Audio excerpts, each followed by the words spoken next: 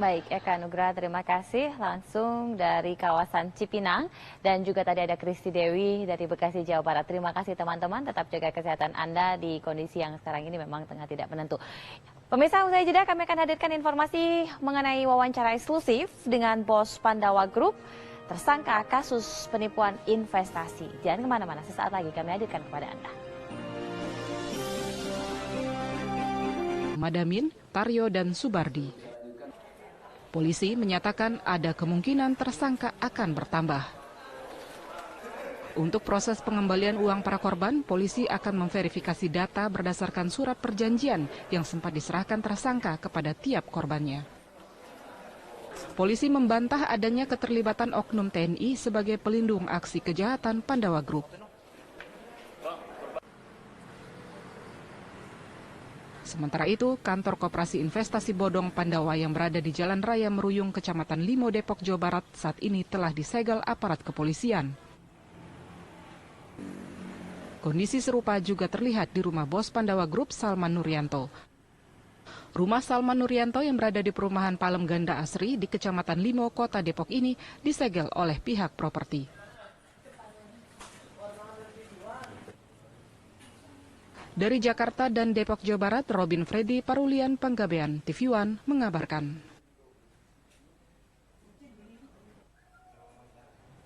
Lalu bagaimana perkembangan penyidikan kasus penipuan investasi Pandawa Group? Saya sudah bersama dengan Kombes Pol Wahyu Hadiningrat, Direktur Reskrimsus Polda Metro Jaya dari Mapolda Metro Jaya. Pak Wahyu, selamat malam.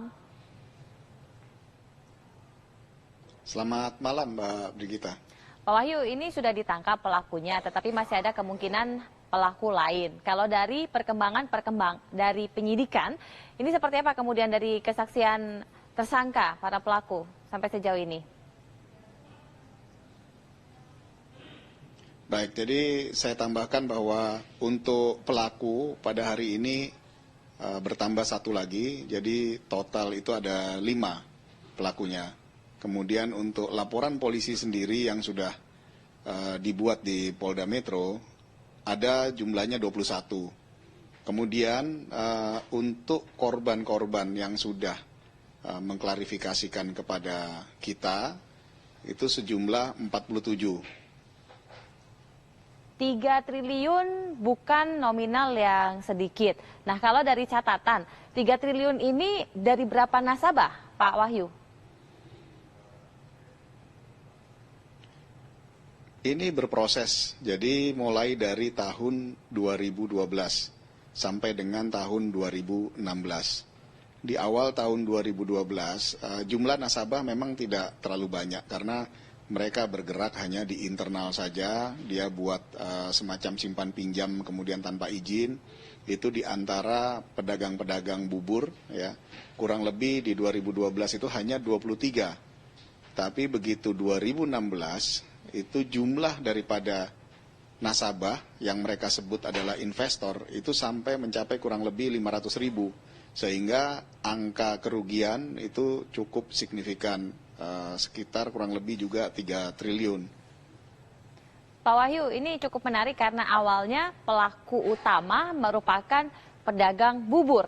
Ini bagaimana kemudian ia mengemas sehingga bisa meyakinkan banyak orang kalau dari pengakuan tersangka sampai sejauh ini, Pak? Modus yang kita pelajari dari pengakuan, kemudian juga dari beberapa alat bukti yang kita miliki, memang cukup menarik karena investor ini diberikan bunga setiap bulannya itu sebesar 10%. Jadi berapapun kita menyimpan, tiap bulan dia dapat 10% dari nilai simpanannya. Itu cukup tinggi sekali.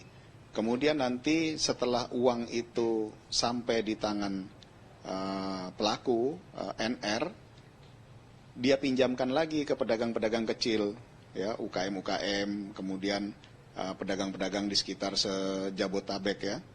Dari situ tersangka meminta bunga sebesar 20%, sehingga dia ngambil selisih itu sebesar 10%.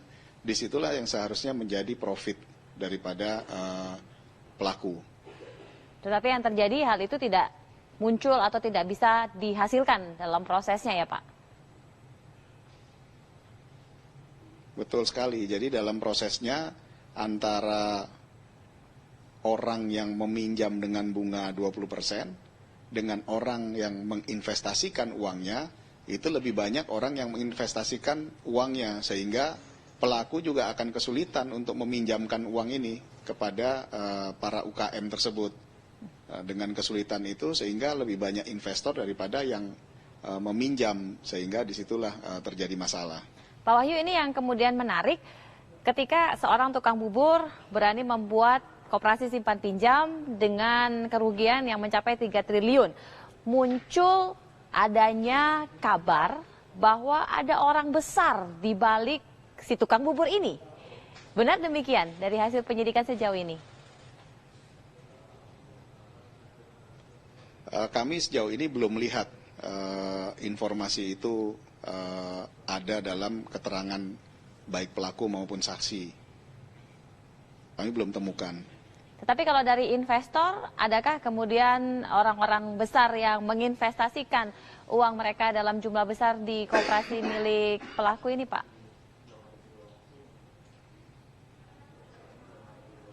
Jadi begini, Mbak.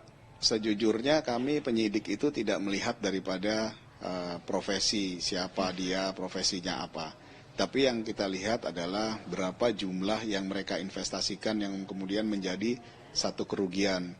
Sehingga kalau dikatakan orang besar ataupun orang kecil itu tidak menjadi bagian daripada proses penyidikan kami. Tapi nilainya mungkin kita bisa masukkan dalam audit nantinya. Terbesar berapa, Pak, terakhir yang diinvestasikan? Ada yang sampai 10 miliar untuk menginvestasikannya satu orang. Jadi sistem daripada simpan pinjam ini seperti multi level marketing, di mana Nuryanto memiliki leader-leader di bawahnya. Leader-leader ini ada klasifikasinya, ada yang klasifikasi diamond, kemudian ada yang klasifikasi 8 dan seterusnya. Ya, mereka kategorikan itu sendiri. Dari leader ini dia mempunyai downline. Dari downline pertama, kemudian dia ada lagi downline kedua. Setiap leader ini mendapat profit dari downline pertama itu sebesar 10%. Jadi leader ini juga mendapatkan profit dari beberapa investor yang kemudian selisihnya pengurangan itu diserahkan kepada pelaku utama. Dari selisih yang diserahkan kepada pelaku utama itulah yang diolah. Dan kemudian yang perlu kami tambahkan di sini adalah betul bahwa pelaku ini memiliki usaha koperasi simpan pinjam. Namun dalam prakteknya, praktek investasi ini tidak masuk dalam pembukuan koperasi itu sendiri, sehingga dia memiliki pembukuan sendiri. Jadi ada miss di sana ya, Pak Wahyu. Baik, terima kasih Pak Wahyu. Kami sangat mengapresiasi apa kemudian yang sudah dilakukan oleh tim dari Direkskrimsus Polda Metro Jaya. Kami mohon izin untuk bisa berbincang dengan pelaku untuk bisa mengetahui sebenarnya bagaimana ia bisa meyakinkan para korbannya hingga bisa meraup 3 triliun rupiah. Terima kasih sekali lagi Pak Wahyu sudah bergabung bersama kami dan informasi yang sudah disampaikan. Jangan kemana-mana pemirsa, sesaat lagi kita akan berbincang dengan pelaku utama dari investasi Pandawa Group ini yang menimbulkan kerugian hingga 3 triliun rupiah. Jangan kemana-mana sesaat lagi.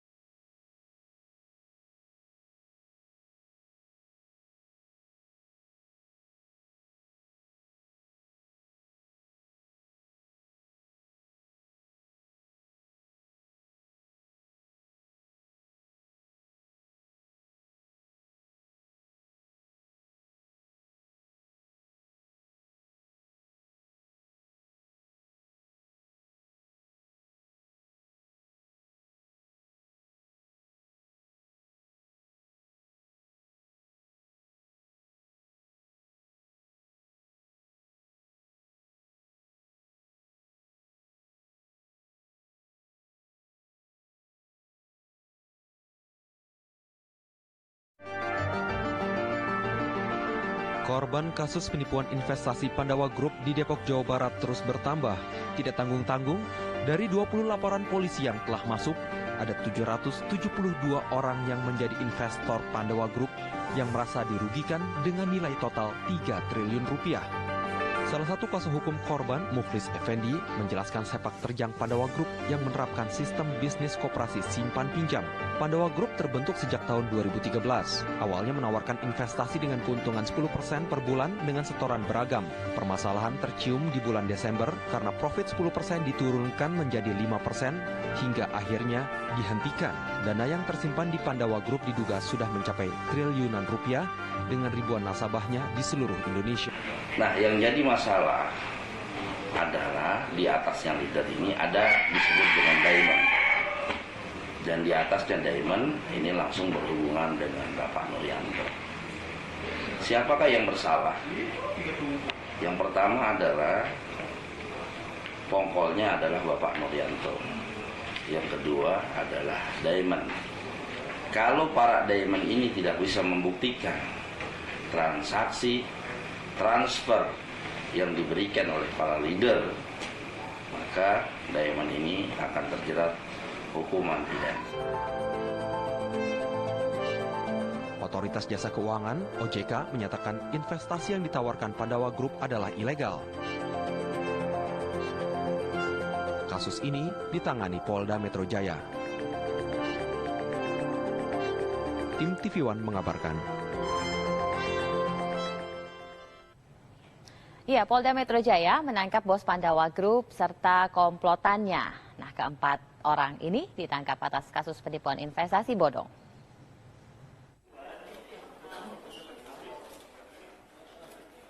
Hingga saat ini, bos Pandawa Group, Salman Nuryanto, masih diperiksa petugas kepolisian Polda Metro Jaya. Salman Nuryanto ditangkap polisi bersama 3 orang lainnya, yaitu Madamin, Taryo, dan Subardi. Polisi menyatakan ada kemungkinan tersangka akan bertambah. Untuk proses pengembalian uang para korban, polisi akan memverifikasi data berdasarkan surat perjanjian yang sempat diserahkan tersangka kepada tiap korbannya. Polisi membantah adanya keterlibatan oknum TNI sebagai pelindung aksi kejahatan Pandawa Group.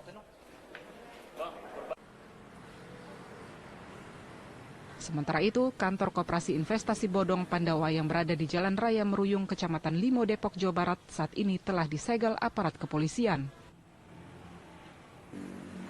Kondisi serupa juga terlihat di rumah bos Pandawa Group, Salman Nuryanto.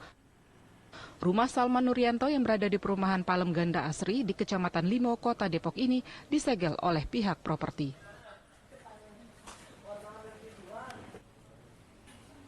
Dari Jakarta dan Depok, Jawa Barat, Robin Freddy Parulian Panggabean, TV One mengabarkan.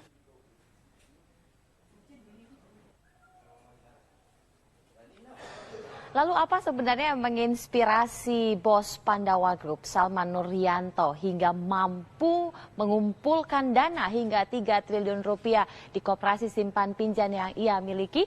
Saya sudah bersama dengan Salman Nuryanto yang saat ini masih ditahan di Polda Metro Jaya pasca ditangkap pada Senin dini hari di Tangerang. Pak Salman, selamat malam.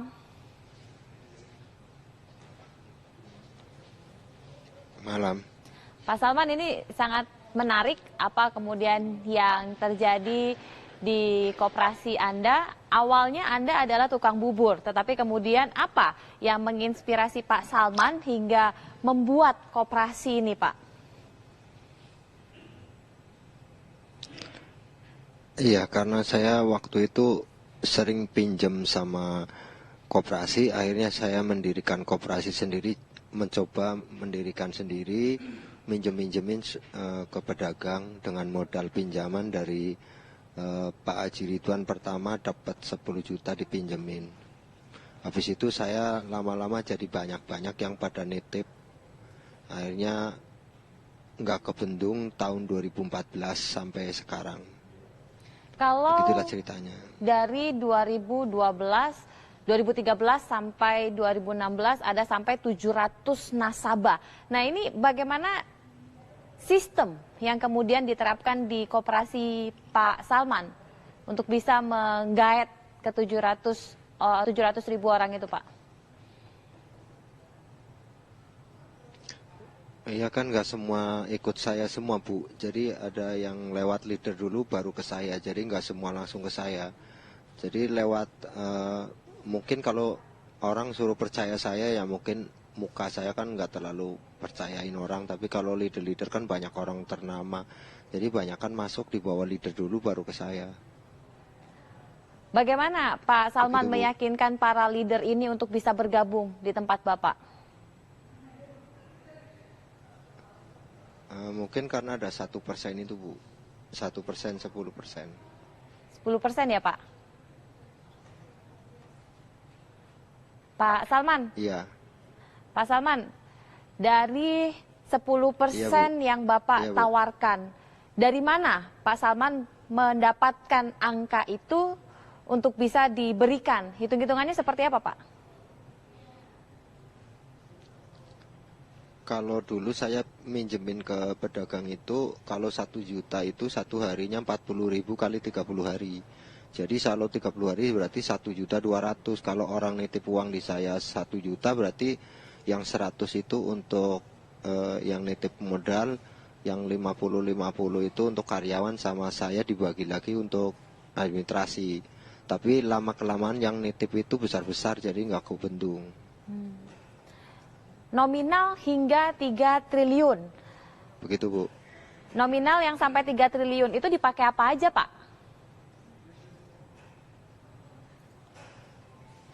Untuk ada yang untuk bayarin profit, ada juga ada yang buat bayarin profit, bayar anggota, ada juga yang buat beli aset juga ada.